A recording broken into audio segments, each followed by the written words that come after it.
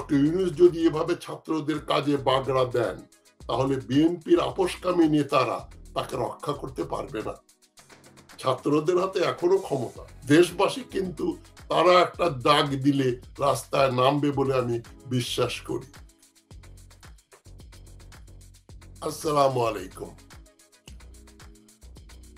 অবস্থা দৃষ্টে এমন মনে হচ্ছে বাংলাদেশে যে ডক্টর ইউনূসের সরকারের সাথে ছাত্র সমন্বয়কদের বোধহয় একটা সংঘর্ষ হলেও হতে পারে।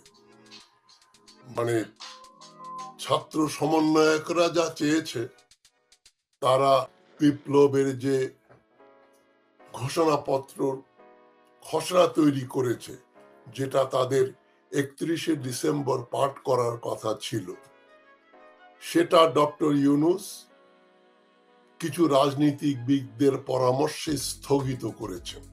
আমি মনে করি এটা একটা ভুল সিদ্ধান্ত ছিল। তারপরে তিনি বললেন ছাত্ররাই সেই ঘোষণাপত্র পাঠ করবে 15ই জানুয়ারি। তিনি আবার তার কথা থেকে সরে আসলেন। তিনি বললেন 16 তারিখে, মানে আজ বৃহস্পতিবার, ছাত্র সমন্বয়ক এবং বাংলাদেশের যত রাজনৈতিক দল আছে তারা মিলে ঐক্যবদ্ধভাবে একটা ঘোষণাপত্র তৈরি করবে।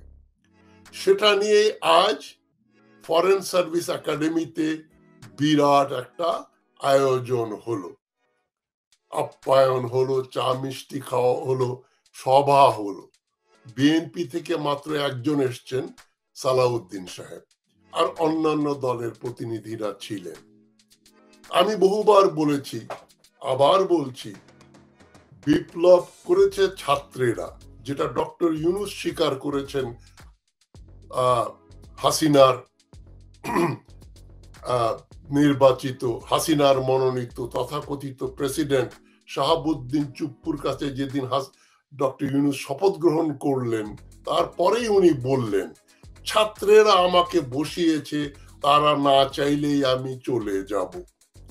এখন তো অবস্থা দৃষ্টে এটাই মনে হচ্ছে, ডক্টর ইউনূস যেভাবে তাদের ছাত্রদের সব কাজে বাগড়া দিচ্ছেন, একটা কথা বলছেন, পরের দিন ওই কথাটা রাখছেন না, এইভাবে তো মনে হচ্ছে বিপ্লবী ছাত্রদের সাথে, যার বিপ্লবের কোনোই সম্পর্ক ছিল না, ডক্টর ইউনূস এবং তার সরকার, যারা কেউই বিপ্লবে প্রত্যক্ষভাবে অংশগ্রহণ করেননি, তাদের একটা দ্বন্দ্ব তো অপরিহার্য। এবং এই দ্বন্দ্বের ফল যেটা হবে, সেটা ডক্টর ইউনূস যেটা বলেছিলেন 8ই অগাস্ট, ছাত্ররা না চাইলে আমি পদত্যাগ করে চলে যাব, সেটাই হতে চাচ্ছে কিনা এটাই আমার জিজ্ঞাসা। আপনারা দয়া করে অনুষ্ঠান পুরোটা দেখবেন। এটা খুবই একটা গুরুত্বপূর্ণ বিষয় নিয়ে আলোচনা করছি। এখানে কারো পরকীয়া প্রেম বা টেলিফোনে বা ভিডিওতে কি ফাঁস হয়েছে সেই ধরনের কোনো সেন্সেশনাল চাঞ্চল্যকর ব্যাপার থাকবে না, আমি দুঃখিত। তবে যেটা বলছি এটা জাতির জন্য, দেশের জন্য অত্যন্ত গুরুত্বপূর্ণ একটা ব্যাপার। আমি বলে বলে হয়রান হয়ে গেছি, কেউ এটা ঠিক এর গুরুত্বটা অনুধাবন করতে পারছেন না। বিপ্লবী ছাত্র জনতা দেশে একটা বিপ্লবী সরকারের জন্য হাসিনাকে সরিয়েছে। তারা চায় দেশে একটা গণতান্ত্রিক মানবাধিকার যেখানে রক্ষিত হবে, দুর্নীতিবিহীন একটা আইনের শাসন যেখানে আসবে, হাসিনার সহযোগী ও খুনিদের বিচার হবে, সে ধরনের একটা বৈপ্লবিক সরকার গঠন করতে চায় ছাত্র জনতা। কিন্তু এই ব্যাপারে তারা একটা ঘোষণাপত্র তৈরি করেছে। ইউনূস সাহেব বারবার গড়িমসি করছেন। যেটা বললাম, এখন তো মনে হয় এভাবে চললে ডক্টর ইউনূসের সঙ্গে ছাত্র সমন্বয়কদের একটা সংঘর্ষ অপরিহার্য হয়ে যাবে, এবং এই সংঘর্ষের ফলে হয়তো ডক্টর ইউনূসকে তার কথা রেখে পদত্যাগ করতে হবে। আমি তো তৃতীয় কোনো এক নম্বর হচ্ছে ছাত্রদের যে ঘোষণাপত্র সেটাই গ্রহণযোগ্য হবে দিন শেষে। ডক্টর ইউনূস ঐক্যের নামে যা করছেন, বিভিন্ন দল নিয়ে আলোচনা করছেন, যাদের কারোরই বিপ্লবের সঙ্গে কোনো সম্পর্ক ছিল না। আমার তো মনে হয় দিন শেষে ছাত্র জনতা ডক্টর ইউনূসের এই গড়িমসির থেকে বেরিয়ে আসবে। তারা ধরতে পারবে যে ডক্টর ইউনূস যেটা চান আর তারা যেটা চান তারা সম্পূর্ণ দুটো জিনিস, ভিন্ন জিনিস। একটা খবরের কাগজে দেখলাম ডক্টর ইউনূস বলছেন তাড়াহুড়া করে সরকার গঠন করতে হয়েছিল, তো তাই হাতের কাছে যাকে পাওয়া গেছে তাকেই আমি উপদেষ্টা বানিয়েছি। মানে এটা শুনে হাসবো না কাঁদবো বলেন? তার মানে আমি এই জন্যই চট্টগ্রাম এবং এনজিও গ্রামীণ ব্যাংক থেকে যাকে যাদের চিনি তাদেরকে ধরে ধরে এনে আমি আমার উপদেষ্টা বানিয়েছি। তারপরে বিতর্কিত কিছু লোকজন, ওই যে ফারুকি সহ কয়েকজন, তাদেরকেও আমি রেখে দিয়েছি। এ কথাই আমি বোঝাতে চাইছি। এভাবে দেশ চলে না ডক্টর ইউনূস। আমি প্রথম দিন থেকে বলে আসছি আপনি বিপ্লব বোঝেন না, আপনি রাজনীতি বোঝেন না। তবে আপনি যেহেতু ক্ষমতা গ্রহণ করেছেন আপনাকে রাজনীতি বুঝতেই হবে, আপনাকে বিপ্লব বুঝতেই হবে। আমি বহুবার বলেছি আপনার হাতে নেপোলিয়নের তরবারি। আপনি এটা বিষয়বস্তুটা অনুধাবন করতে পেরেছিলেন কিনা?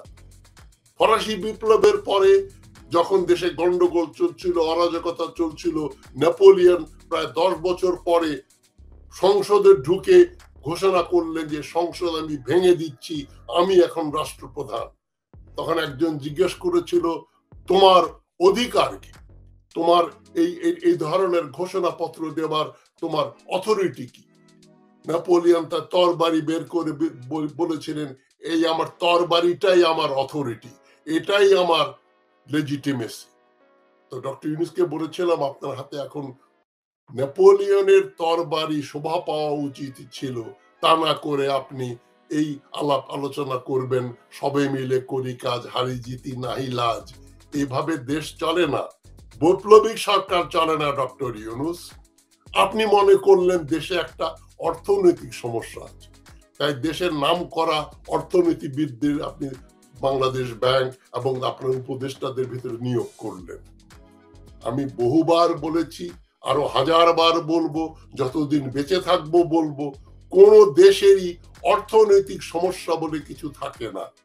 যেটা থাকে সমস্যা হচ্ছে সাংস্কৃতিক, কালচারাল। এবং কালচার হচ্ছে পলিটিক্স কিন্তু কালচারের অংশ। মানুষ যা কিছু তৈরি করে সেটাই তার কালচার, সেটাই তার সংস্কৃতি। সুতরাং রাজনৈতিক সংস্কৃতিকে আপনি অর্থনৈতিকভাবে দূর করতে পারবেন না। সেজন্যই আপনি কিন্তু ব্যর্থতার সম্মুখীন হচ্ছেন। আপনার অর্থনৈতিক যে টার্গেট সেটা অর্জিত হচ্ছে না, জিনিসের দাম হু হু করে বেড়ে যাচ্ছে, ভ্যাট বেড়ে যাচ্ছে। আপনি গ্রামীণ ব্যাংকের ট্যাক্স ফ্যাক্স কমিয়ে দিয়েছেন, গ্রামীণ ব্যাংক রক্ষা পেয়েছে, কিন্তু দেশের অর্থনীতি কিন্তু বিপর্যস্ত। এটা মনে রেখেই আপনার কাজ করতে হবে ডক্টর ইউনূস। আপনি একজন অর্থনীতিবিদ। ডক্টর ইউনূস কুখ্যাত শাহাবুদ্দিন চুপ্পুর কাছে শপথ গ্রহণ করার পরে বলেছিলেন, আমি আবার মনে করিয়ে দিই, বিপ্লবী ছাত্ররা তাকে ক্ষমতায় বসিয়েছে এবং তারা চাইলেই তিনি ক্ষমতা ছেড়ে চলে যাবেন। এখন তো বাংলাদেশের রাজনৈতিক পরিস্থিতি এমন, একদিকে ছাত্র সমন্বয়করা জুলাই বিপ্লবের একটা বিপ্লবী ঘোষণাপত্র তৈরি করেছে, অন্যদিকে ডক্টর ইউনূস ও কিছু রাজনীতিবিদ জাতীয় ঐক্য ইত্যাদির কথা বলে ছাত্রদের তৈরি ঘোষণাপত্র ছুঁড়ে ফেলে দেবার উপক্রম করেছে। তাহলে কি ছাত্ররা ডক্টর ইউনূসকে প্রধান উপদেষ্টা হিসাবে পদত্যাগ করতে বলতে যাচ্ছে বা বাধ্য করবে? আমার তো মনে হয় সেটা হলেও হতে পারে। এবং না হলে কিন্তু বাংলাদেশে যেটা বলে যে এক ঘর মে দো পীর, এক বাড়িতে দুই পীর থাকতে পারে না। ছাত্র সমন্বয়করা তাদের বিপ্লবী এজেন্ডা কায়েম করতে চায়, আর ওদিকে ডক্টর ইউনূস আপোষমুখী একটা সবে মিলে করি কাজ হারি জিতি নাহি লাজ, এই নীতি দিয়ে সরকার চলবে না ডক্টর ইউনূস। 8ই অগস্ট শপথ গ্রহণ করার পরেই ডক্টর ইউনূস ছাত্রদের বললেন বিপ্লবের কোনো ঘোষণাপত্র দেওয়ার দরকার নেই। কি আশ্চর্য কথা! আমেরিকার বিপ্লবের পরেও হয়েছিল ঘোষণাপত্র, ফরাসি বিপ্লবের পরে ঘোষণাপত্র হয়েছে এবং সে অনুযায়ী দেশ চলেছে। সবাই একতাবদ্ধ হয়ে একটা সমঝোতামূলক বয়ান তৈরি করা হবে, এটাই ছিল ডক্টর ইউনূসের মূল বক্তব্য। আমি এর ঘোর ঘোর বিরোধী। এদিকে ছাত্র সমন্বয়করা তাদের ঘোষণাপত্রের খসড়ায় বলেছে, খুব ন্যায্যভাবে বলেছে, আওয়ামী লীগকে নিষিদ্ধ ঘোষণা করতে হবে, বিপ্লব বিরোধী সকল অপরাধীর বিচার করতে হবে। আর আমরা জানি বিএনপি মির্জা ফখরুল ইসলাম, মির্জা আব্বাসদের কথায় প্রভাবিত হয়ে ডক্টর ইউনূস আওয়ামী লীগকে নিষিদ্ধ করার ঘোর বিরোধী হয়ে গেলেন। তিনি বললেন আমি তো রাজনৈতিক সরকার না, যখন দেশে রাজনৈতিক সরকার আসবে তারা করবে। এতেই প্রমাণিত হয়ে গেল যে আপনি রাজনীতিও বোঝেন না। রাজনৈতিক সরকার আপনি না, তো আপনি কি সরকার? অর্থনৈতিক সরকার, সামাজিক সরকার, সাংস্কৃতিক সরকার, ধর্মীয় সরকার, কি সরকার আপনার? সরকার মানেই রাজনীতি, আর রাজনীতি মানেই যে সরকারের প্রধান সে রাজনীতিবিদ। আপনার এখন ওই অর্থনীতিবিদের পরিচয় সুপ্ত হয়ে গেছে, লুপ্ত হয়ে গেছে। আপনি এখন একজন রাজনৈতিক নেতা। এটা যদি আপনি বুঝতে না পারেন, তাহলে আমি অনুরোধ করব আপনাকে সবিনয়ে, আপনি এক্ষুনি কলম নিয়ে বসে একটা পদত্যাগ পত্র রচনা করেন। এসব কিসের লক্ষণ? বিপ্লবের পরে প্রধান কাজ হলো যাদের বিরুদ্ধে বিপ্লব করা তাদের ক্ষমতা থেকে অপসারণ করা ও তাদের বিচার করা। চুপ্পু জেনারেলদের মোটা অংশ, পুলিশ ও আমলার প্রায় সবাই যারা প্রত্যক্ষভাবে হাসিনার দালালি করেছে, টাকা চুরি করেছে, মানুষ হত্যা করেছে, তারা সবাই বহাল তবিয়তে বিরাজমান। এই যে ডিজিএফআই এর একজন প্রাক্তন প্রধানকে ধরা হলো, সাইফুল ইসলাম আলম না কি নাম, 2 ঘন্টার মধ্যে তাকে ছেড়ে দেওয়া হলো। কুখ্যাত মুন্নি সাহাকে ধরা হলো, পরে পুলিশ ম্যাজিস্ট্রেট সরকার ছেড়ে দে মা কে দে বাঁচি, অন্যায় হয়ে গেছে, মুন্নি সাহাকে ছেড়ে দিল। এগুলো কিসের লক্ষণ ডক্টর ইউনূস? আপনার হাজত থেকে দারোগা, যে দারোগা মানুষ হত্যা করেছে, পুলিশ অফিসার, সে পালিয়ে গেল, আপনি বরখাস্ত করলেন তাকে, থানার দারোগাকে। তাকে তো আপনার যাবজ্জীবন কারাদণ্ড দেওয়া উচিত ছিল।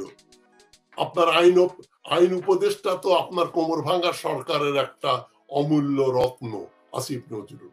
এটা নিয়ে আপনারা চালাচ্ছেন দেশ। এখন কিন্তু আপনাদের কনফ্রন্টেশনের দিকে এগিয়ে যাচ্ছেন।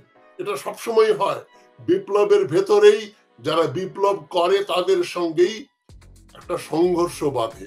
আর আপনি তো বিপ্লবের অংশেই ছিলেন না, আপনাকে ছাত্ররা আপোষ করে একটা নিউট্রাল ক্যান্ডিডেট হিসেবে বসিয়েছিল, আমিও সমর্থন করেছিলাম।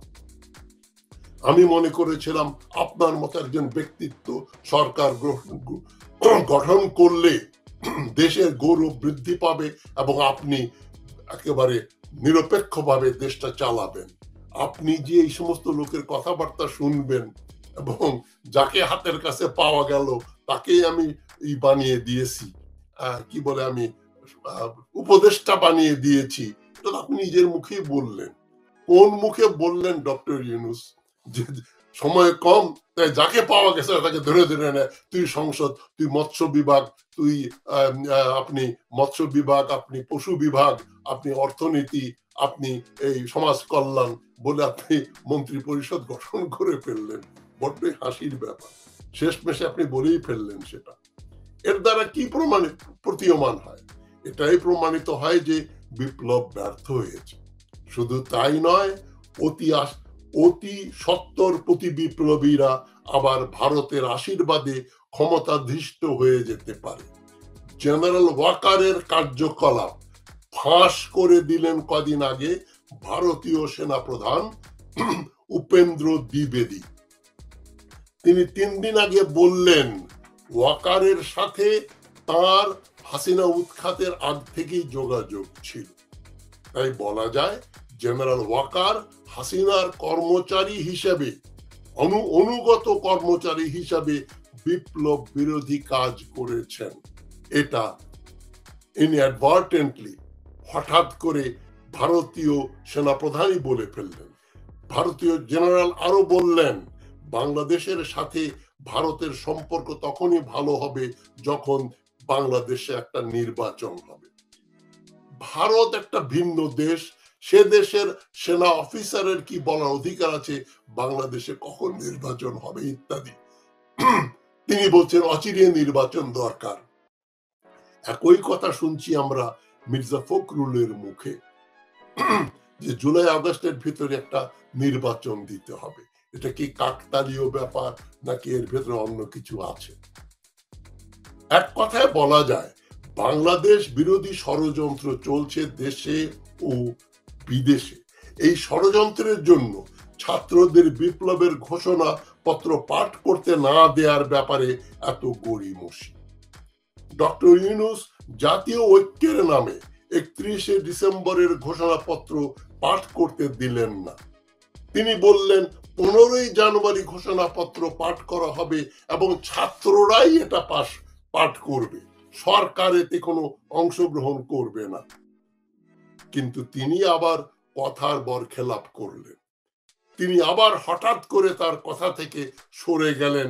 তিনি বললেন 15ই জানুয়ারি ঘোষণাপত্র পাঠ করা হবে না, আমরা 16ই জানুয়ারি মানে আজকে সর্বদলীয় ঐক্যের মাধ্যমে ঘোষণাপত্র তৈরি করব। সেটা যে কি তৈরি হবে সেটা দেখার আগেই আমি বলে দিচ্ছি, ওইটা একটা রাবিশ বিনে ফেলার মতো কাগজ তৈরি হবে। সেখানে কোনো বৈপ্লবিক ব্যাপার থাকবে না। সেই জন্যই আমি মনে করি বিপ্লবী ছাত্রদের সাথে ডক্টর ইউনূসের সংঘর্ষ অপরিহার্য।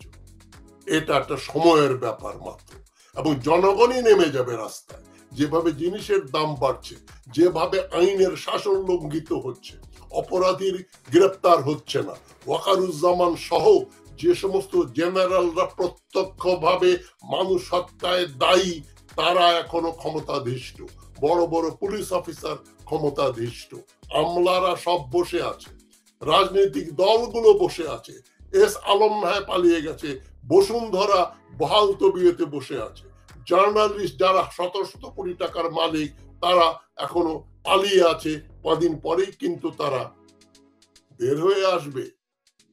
এবং ডক্টর ইউনূস সর্বদলীয় কথা বলছেন, তাহলে আওয়ামী লীগ ও জাতীয় পার্টি ও হাসিনার সহযোগী দলগুলো বাদ গেল কেন আজকের এই সমাবেশে, আজকের এই মিটিং এ? আপনি কি আপনার কথার বিরুদ্ধে চলে গেলেন না? তাহলে তো তাদের ডাকা উচিত ছিল। রাশেদ খান মেননের পার্টি, হাসানুল হক ইনুর পার্টি, ওই যে মাইজ ভান্ডারির পার্টি, তারপরে আওয়ামী লীগ, জাতীয় পার্টি, তাদের বাদ দিয়ে সর্বদলীয় হয় কি করে? আপনি তো সবার সঙ্গে ঐক্য করে গলাগলি করতে চান ডক্টর ইউনূস। তো ছাত্র জনতা কিন্তু আপনার চাইতে অনেক বেশি অগ্রগামী। তারা বুঝেছে ফ্যাসিস্ট আওয়ামী লীগ নিষিদ্ধ না করে দেশে কোনো সুষ্ঠু রাজনীতি হবে না। আমি মনে প্রাণে বিশ্বাস করি আওয়ামী লীগকে নিষিদ্ধ করতে হবে, আওয়ামী লীগের দোষরদের নিষিদ্ধ করতে হবে, এবং এদের অধিকাংশ নেতৃবৃন্দের যাবজ্জীবন ফাঁসির হওয়া উচিত বলে আমি বিশ্বাস করি। আমি মনে করি ছাত্র জনতাও আমার কথার সঙ্গে একমত হবে। আমি আরো আমার সহ ইউটিউবারদের বলছি, যাদের মিলিয়ন মিলিয়ন অনুসারী রয়েছেন, আপনারা মাঠে নামুন। আমি সবচাইতে জনপ্রিয় কোনো ইউটিউবার নই, আমার সীমিত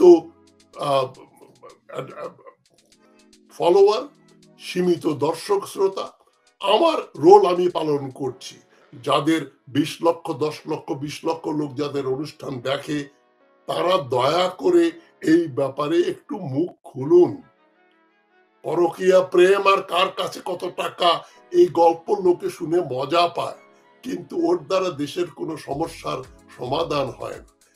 কি করতে হবে সেটা বলেন, অতীতে কি হয়েছে ভুলে যান, মানে মনে রাখবেন, তবে ওইটাই মূল ব্যাপার না, টেলিফোন ট্যাপ করা মূল ব্যাপার না।